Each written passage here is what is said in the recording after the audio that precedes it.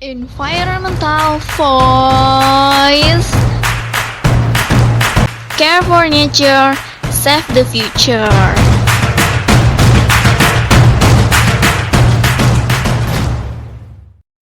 Halo Sobat Green, selamat datang di podcast Info Care for Nature, Save the Future.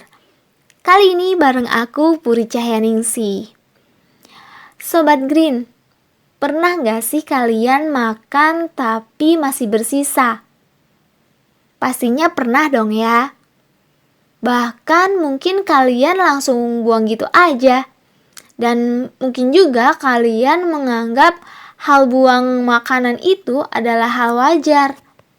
Tapi Sobat Green, nyatanya gak sesimpel itu loh kita buang-buang makanan. Loh kenapa tuh? Nah makanya buat Sobat Green wajib dengerin podcast ini sampai akhir ya, biar tahu jawabannya. Karena pada episode kali ini aku akan nemenin Sobat Green dengan pembahasan mengenai food waste. Oke Sobat Green, kalian pasti pernah ya makan gak dihabisin. Masak banyak terus bersisa, abis itu kalian tinggal buang gitu aja. Coba deh aku tanya, pernah gak sih kalian pikirin sisa makanan kalian itu gimana nantinya dan jadi apa ya kira-kira? Mungkin Sobat Green merasa kalau kita buang makanan, menyisakan makanan itu merupakan hal yang sepele dan wajar. Dan mungkin juga kalian beranggapan bahwa itu gak perlu untuk dipermasalahkan. Padahal ya, kalau Sobat Green tahu, sampah makanan itu adalah sampah yang membawa dampak cukup besar loh untuk lingkungan kita. Dikutip dari foodsustainabilityeu.com, setiap orang Indonesia berkontribusi menciptakan sampah makanan hingga 300 kg per tahun. Sungguh ironis ya Sobat Green, mengingat tak sedikit masyarakat Indonesia yang kesulitan mencari makan, terutama makan dengan makanan yang bernutrisi.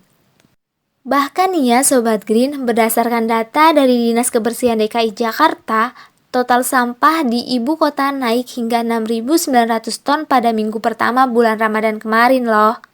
Tak terkecuali kota lain seperti Bekasi yang meningkat sekitar 10% dari biasanya. Tidak hanya itu loh Sobat Green. Nah, biar kita semakin tahu, ayo kita simak fakta dari sampah makanan yang mungkin tidak pernah terfikir nih oleh Sobat Green. Fakta yang pertama, Indonesia menghasilkan sampah makanan hingga 13 juta ton per tahun. Menurut Kepala Perwakilan Badan Pangan PBB, sampah makanan di Indonesia mencapai 13 juta ton setiap tahunnya. Sampah makanan ini paling banyak berasal dari retail, catering, dan restoran akibat penyediaan makanan yang berlebihan. Fakta yang kedua, yaitu jumlah sampah makanan dalam 1 tahun setara dengan makanan yang bisa dikonsumsi oleh 28 juta orang loh Sobat Green. Fakta ini berdasarkan data dari Badan Pusat Statistik. Jumlah ini hampir sama dengan populasi penduduk miskin yang ada di Indonesia. Fakta ketiga, mengutip dari foodsustainability.eu.com, Indonesia menduduki posisi nomor 2 dalam menghasilkan sampah makanan terbanyak di dunia setelah Saudi Arabia. Hal ini bisa terjadi akibat pola konsumsi masyarakat Indonesia yang buruk, sehingga setiap tahunnya sampah makanan di Indonesia semakin meningkat. Fakta yang terakhir yaitu sampah makanan yang terbuang di Indonesia setara dengan 27 triliun rupiah.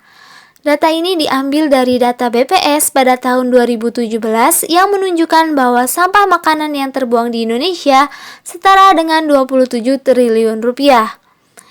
Indonesia masih mengimpor sampah organik dari luar negeri untuk penggunaan peternakan.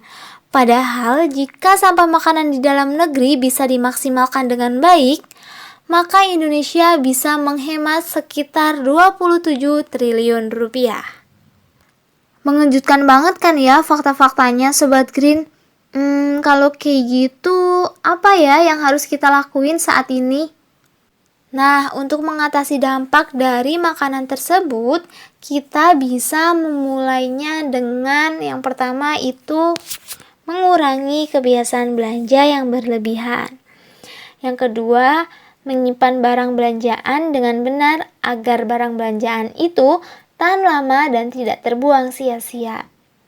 Yang ketiga, Sobat Green bisa menerapkan sistem FIFO, first in first out, yaitu menggunakan bahan makanan yang lebih dulu dibeli untuk menghindari pembusukan dan kadaluarsa. Yang keempat, memaksimalkan penggunaan bahan makanan. Yang kelima, Sobat Green mengolah kembali bahan makanan yang tersisa. Yang keenam, Sobat Green setiap kali makan, kalau bisa terus habiskan makanannya ya, jangan sampai ada yang tersisa. Dan yang ketujuh, Sobat Green bisa mengolah sampah makanan tersebut menjadi kompos sehingga bisa digunakan untuk pupuk tumbuhan. Oke Sobat Green, setelah kita tahu nih ya gimana caranya mengatasi dampak sampah makanan, alangkah baiknya mulai saat ini tempat makan seperti restoran, kafe, mulai untuk menerapkan minim sampah. Seperti contohnya yaitu memberikan diskon kepada pelanggan jika membawa tumbler ataupun wadah makanannya sendiri. Seperti yang kita tahu nih ya Sobat Green, bahwa menerapkan kebiasaan untuk menjaga lingkungan di kalangan masyarakat itu cukuplah sulit. Sehingga hal ini dapat menjadi alternatif dan solusi bersama untuk menjaga lingkungan loh. Dan ternyata Sobat Green, saat ini udah ada loh kafe-kafe di Indonesia yang menerapkan minim sampah. Seperti Jo Kopi Surabaya yang ada di Surabaya, PIP Coffee yang ada di Banjarmasin, Burgreen Bandung yang ada di Bandung, SK Coffee Lab yang ada di Denpasar, dan masih banyak kafe-kafe lainnya yang sudah menerapkan minim sampah. Sobat Green, kita sebagai generasi muda harus memiliki kepedulian terhadap lingkungan. Karena yang mudalah yang berkarya dan harus menjaga lingkungan. Semangat terus untuk kita generasi muda, ayo bersama-sama kurangi sampah makanan di dunia untuk kebahagiaan bersama. Aku Puri pamit undur diri, sampai jumpa di episode berikutnya. Environmental Voice, Care for Nature, Save the Future. Dadah!